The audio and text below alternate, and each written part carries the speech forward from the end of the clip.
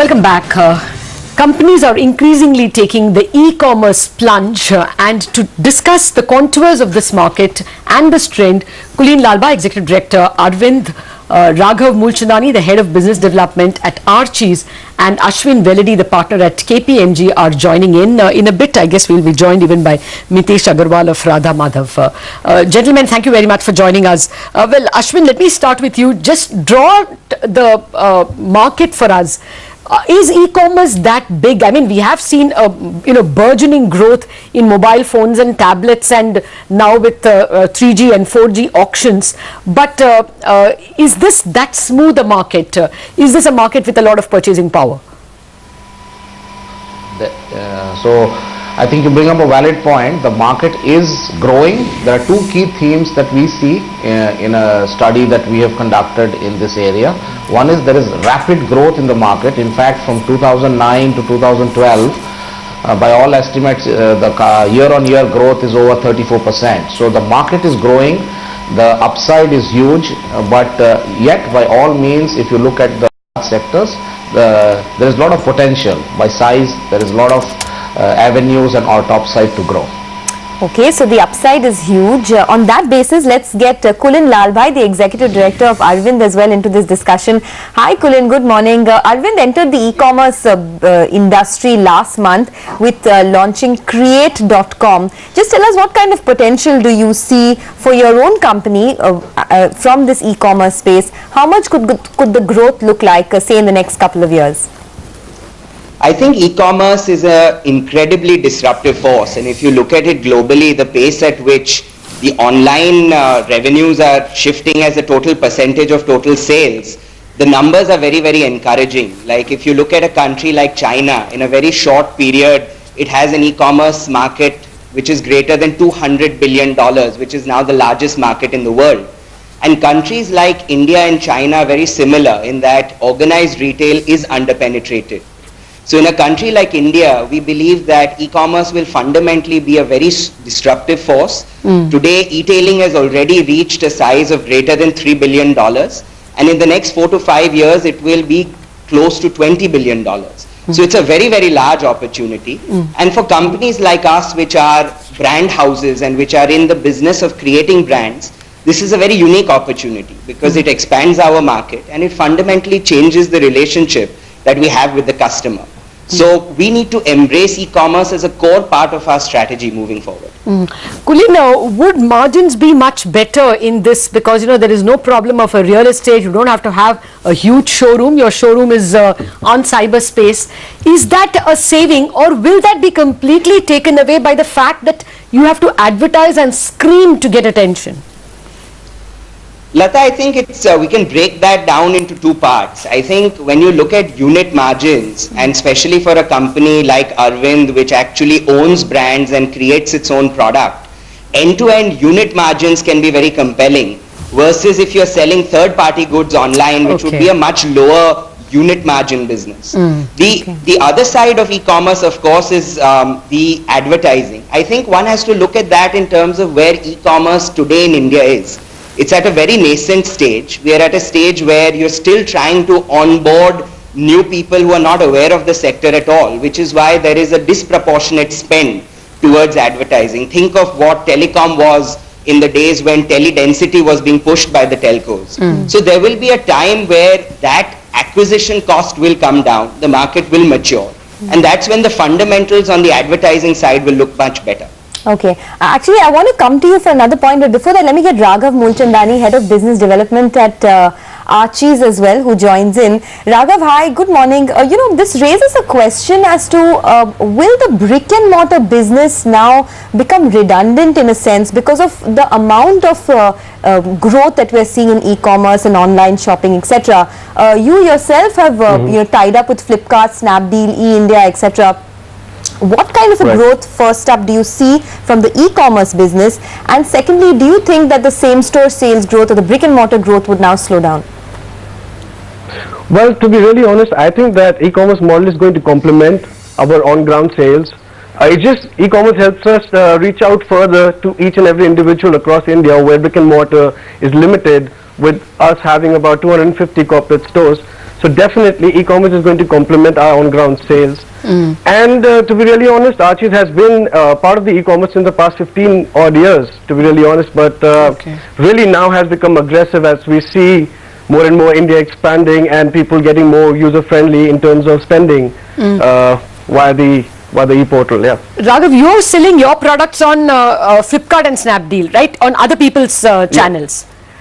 Yeah? Right. Okay, let me come Yes, to ma'am, you. yes. Yeah, let me come to you, Ashwin, on that point.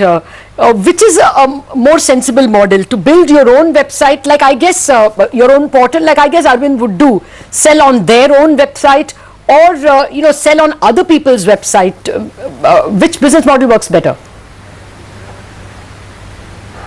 Models that you talked about, selling a brand, selling on their own website, creating their own digital assets and presence, obviously has huge advantages in terms of positioning, in terms of how the market share and even the margins get applied, as was mentioned earlier in the earlier part of the discussion.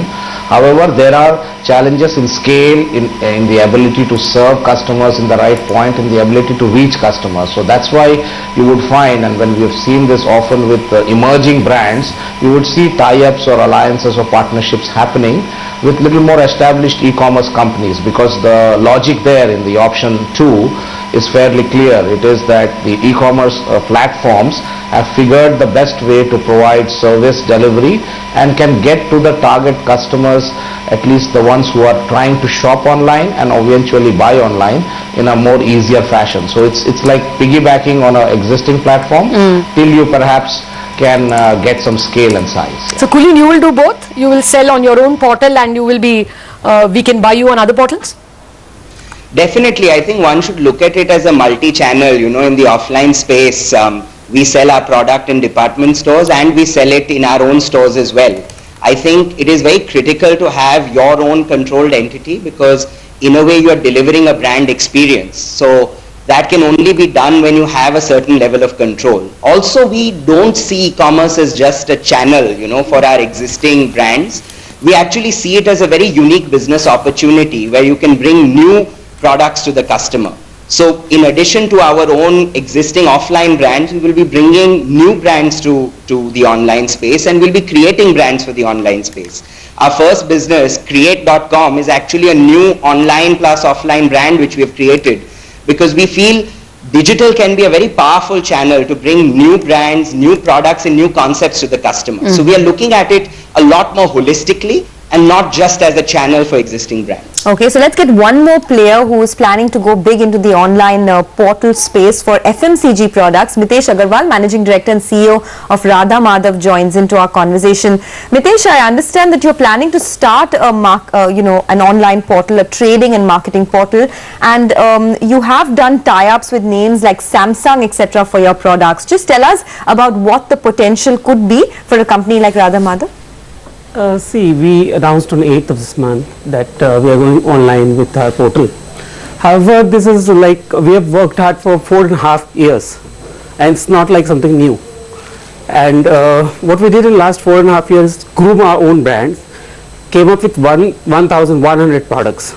Almost like 900 of them are already tried and tested in the market. We tried lot many territories, we tried lot many customers, lot many modifications we had done the products, and eventually we announced it on 8th of this year or this month, after 4.5 years of hard work. So it's not something like new. Since we are coming up with our own brands, our own label, we have to work hard for quite a substantial time. Okay. Yeah. But isn't this a very big ask, Mitesh? Your traditional business for the past 5 years has been making losses. Now you think you will have the wherewithal to find the money for putting a portal where you have competition from the likes of Flipkart? I mean, people who have been in the business and achieved sizable sales and at least public attention. I mean, even over there, profitability is not close at hand. I mean, it will take you a very, very long time to make money, especially when your traditional business is not giving you money. It's a perspective to look at actually. Last 4.5 years of losses that you see predominantly has gone into establishing of logistics for this business. Oh. So I would believe that our paying days are now over. Now we should be capitalizing on what we did last. Since it has not been capitalized, those seem to be losses through P&L account, which is not the case. Most of the money has been spent for this logistic, for the trials, for lot many things that we did for this business. So we don't think that we will have any more learning period. Learning period is now gone. So we should be seeing good days now. Okay, we'll come to you in a bit. Kulin, I just wanted to get your thoughts on, for Arvind specifically, what could the turnover look like in the next 3 years? I heard you mention that the entire industry could see about $20 billion in the next few years, but purely for Arvind, what does the growth look like? We are aiming to achieve a revenue of around 1,000 crores in 3 years from this business. Already, through third parties, we have achieved a certain turnover, but when we launch our multi-brand portal and as Create.com scales, we feel 1,000 crore number in 3 years is what we want to build towards. Okay. To wind up the conversation, since I believe we're out of time, Ashwin, what is the right method to grow? I mean, would it be very difficult for a company like Radha Madhav to launch itself in the digital space and be heard and seen, accepted, spoken about, get footfalls or get clicks, considering that the space already has got several people who are advertising big time? Yeah, I think Radha, I think you bring up some valid points. For an organization like Radha Madhav, what perhaps can happen is, obviously the space is crowded, but at the same time this kind of context, or this e-commerce context, gives you the access to a much larger target segment that they can kind of aim their product set at. And as far as some steps that they can take, or any organization that's trying to get online, what we have done, from the KPMG standpoint, we have just recently done a study on this topic, and there are some easy pointers that organizations can kind of latch on or adopt that can help them navigate and take the steps to avoid the pitfalls that you talked about, and then get their brand and their position heard in this crowded marketplace. So there are some yeas and there are some nays that one has to follow, and hopefully that kind of sets them on the right path for growth, and it could apply to any B2C organization that wants to use this channel for growth. Okay.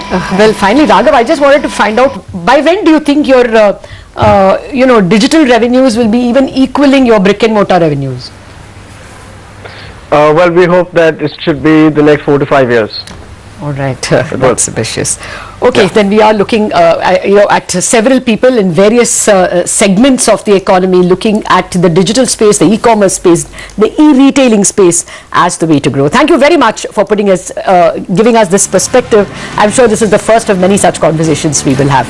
Well, meanwhile, the market's actually a bit under the weather as far as Sensex and the Nifty are concerned, but mid-caps continuing to do reasonably well, 0.25% higher. We wind up on Bazaar, traders only in a minute.